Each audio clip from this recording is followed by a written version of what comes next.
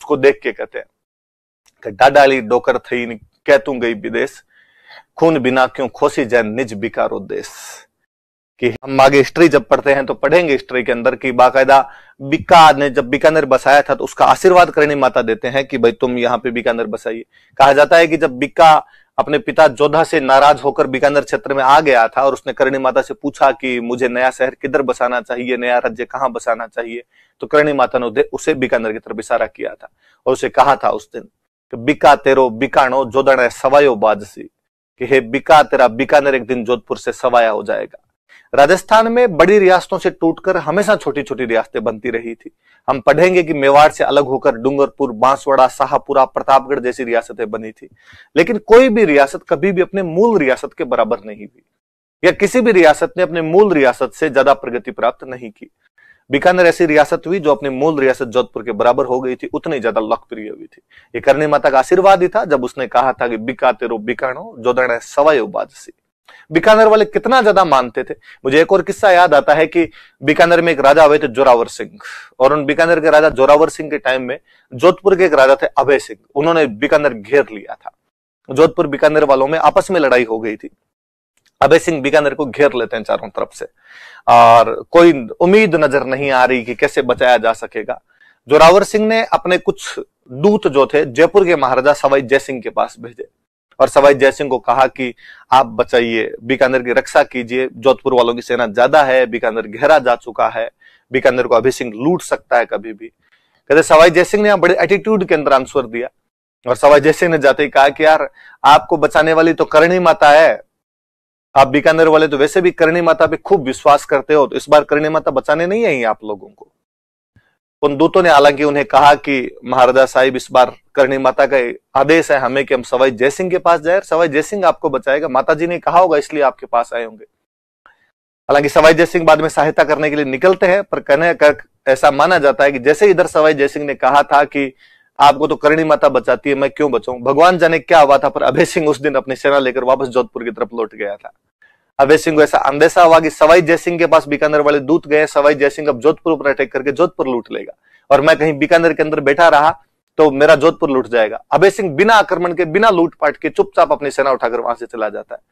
कहते हैं जब वो अभय सिंह की जब तक सेना वहां पर बैठी हुई थी, अभय सिंह वहां से नहीं निकल रहा था, तब जोरावर सिंह एक दिन एक चील को देखकर, सफेद चील जो होती है, चील जो ईगल पक्षी जिसको आप बोलते हो, चील को करणी माता का सिंबल माना जाता है, प्रतीक माना जाता है।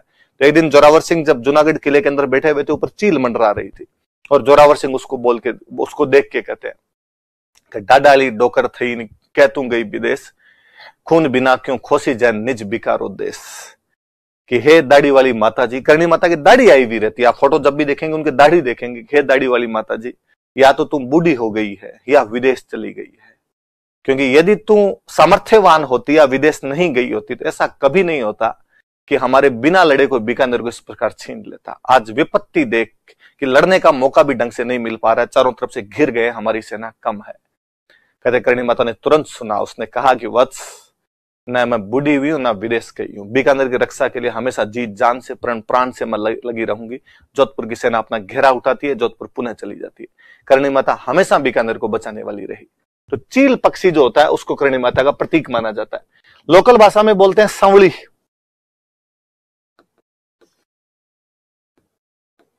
लिख लो, करणी माता का प्रतीक, सिंबल ऑफ करणी माता बराबर चील या सांवली।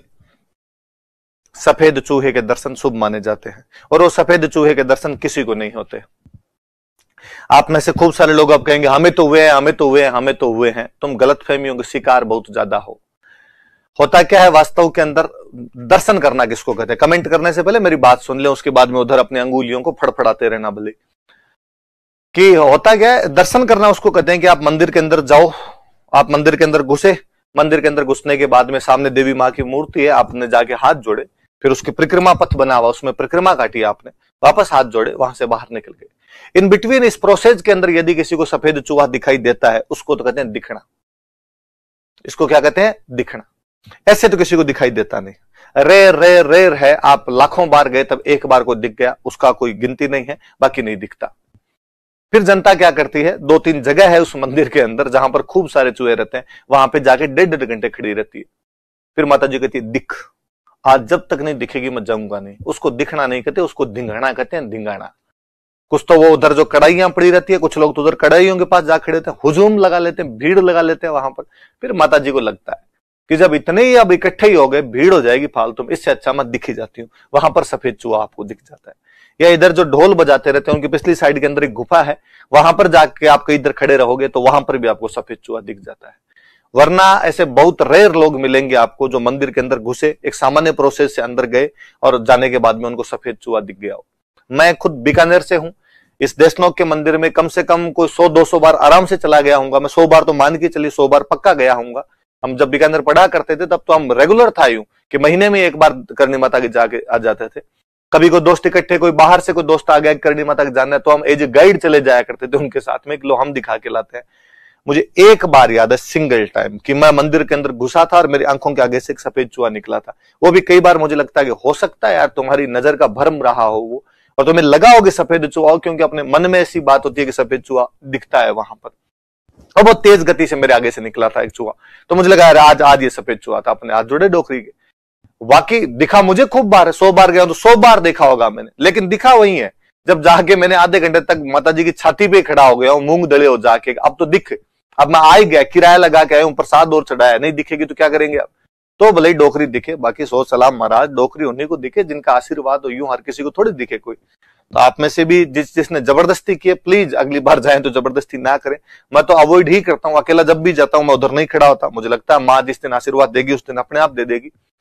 पर अब साथ में कोई ना कोई होता है, उनका फिर रहता है ले यार जब यहां तक लेके आया तो सफेद चूहा तो दिखा था अपने, लो भाई खड़े हो जाओ, यहाँ पे सफेद चूहा दिखेगा अपने। तो वो करणी माता भाई, तो वो चूहों का मंदिर है। चूहे होते हैं उनको काबा कहा जाता है, और सफेद चूहे के दर्शन शुभ माने जाते हैं। चमत्कार को नमस्कार है। आप देखिए इतना बड़ा मंदिर है करणी माता का, इतने चूहे घूमते रहते हैं वहां पर। आप नोटिस करना कभी, वहां पर कोई भी चूहा आपको मरा हुआ नहीं दिखेगा। चूहों की उम्र तो पूरी होती होगी उनकी भी कभी ना कभी, पर कोई भी चूहा वहां पर आपको मरा हुआ नहीं दिखेगा। कोई भी चूहा आपको बच्चा नहीं दिखेगा कि आज ही पैदा हुआ, इस प्रकार का कोई चूहा नहीं दिखेगा वहां पर। मतलब तमाम जो चूहे हैं, तमाम जो काबे हैं, वो एक निश्चित आकार के दिखेंगे आपको। और देखिए आप, बिल्ली नहीं आती यार, वरना मंदिर प्रांगण इतना बड़ा पड़ा है, कहीं से बिल्ली घुस जाए उसके अंदर। तो 92-93 के आसपास बीकानेर क्षेत्र में बहुत बड़ा प्लेग फैल गया था, प्लेग की बीमारी फैल गई थी। उस प्लेग की बीमारी के टाइम, प्लेग फैलता है चूहों से, पूरे बीकानेर एरिया में प्लेग था देशनोक को छोड़कर। जबकि सबसे अधिक कहां पर होना चाहिए, देशनोक के अंदर होना चाहिए, पर देशनोक के अंदर प्लेग नहीं थी, बाकी सब जगह प्लेग थी। ऐसा कहा जाता उस क्षेत्र में कि तब बाकायदा डॉक्टर ने चेक किया था इनको, और उन्होंने कहा कि साहब ये चूहे नहीं है, इनका डीएनए कुछ अलग ही है, इनमें वो चूहों वाली जो सामान्य चूहे होते हैं वो बातें नहीं है। हमारी दंत कथाएं, हमारी फोकलोर से ये भी बताती है कि देशनोक गांव जो है वो चारणों का गांव है, ऐसा माना जाता है। वो करणी माता के वंशज हैं। तो ऐसी बातें की जाती है कि करणी माता के एक बेटे थे, वो एक बार कोलायत स्नान करने के लिए गए थे, और कोलायत में वहां पर डूबने से उनकी मृत्यु हो गई थी झील में। करणी माता ने अपने उस बेटे को वापस पुनः जीवित किया, और बाद में उन्होंने वरदान दिया कि आज के बाद मेरे कोई भी बेटे कोलायत नहीं जाएंगे, और मेरा कोई भी बेटा यदि मृत्यु होती है तो काबा बनेगा, और काबा की यदि मृत्यु होती है तो वो मेरा वंशज बन जाएगा, कि वहां पर आपस में वो इंटरचेंज होते रहते। ऐसी बातें की जाती है। तो काबा वाली याद रखना भाई। आप में से ज्यादातर लोगों ने, अब वह करणी माता वहीं रहा करते थे, तो जोधपुर और बीकानेर दोनों जगह राठौड़ वंश था। इन राठौड़ वंश की करणी माता आराध्य देवी भी, ये दोनों खूब मानते थे। हम अभी आगे लिख लेंगे कि राठौड़ों की कुल देवी तो नागणेची माता थी, पर इनकी जो इष्ट देवी थी वो करणी माता बाद में रही। बीकानेर वाले तो खूब ज्यादा ही मानने लगे थे इस मामले में। लिख लो, करणी माता राठौड़ वंश की इष्ट देवी है।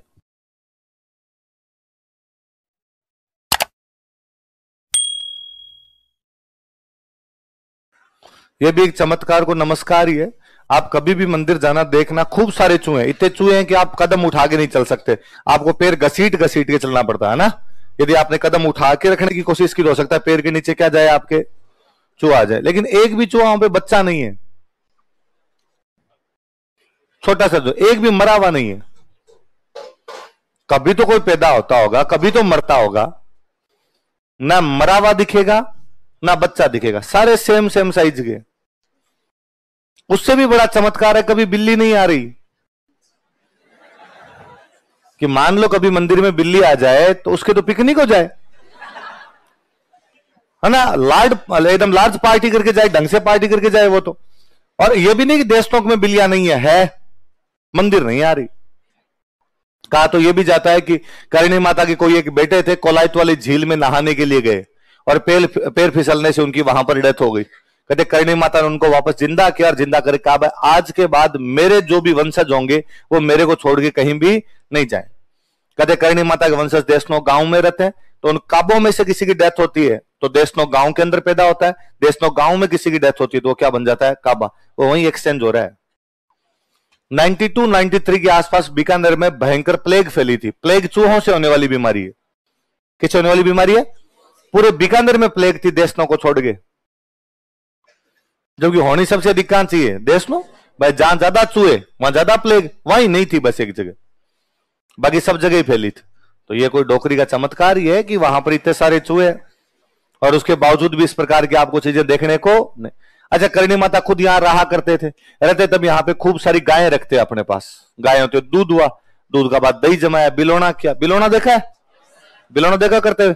तो बिलोना जब करते हैं तो एक जो लकड़ी होती है उसको जमीन में रोपते हैं, जिसके चारों तरफ वो घुमाते हैं, है ना, रस्सी अपने घुमाते हैं इसके चारों तरफ। उस लकड़ी को क्या बोलते हैं? नेड़ी। झेरना तो वो होता है जो आपके दही में घूमता है, जो दही में घूमे मथे उसको, वो तो है झेरना। वो लकड़ी जो जमीन में रूपी है जिसके चारों तरफ आप रस्सी घुमा रहे हो उसको क्या बोलते हैं? नेहड़ी। तो ये करणी माता जब यहां रहते थे तो उन्होंने एक नेहड़ी लगा रखी थी।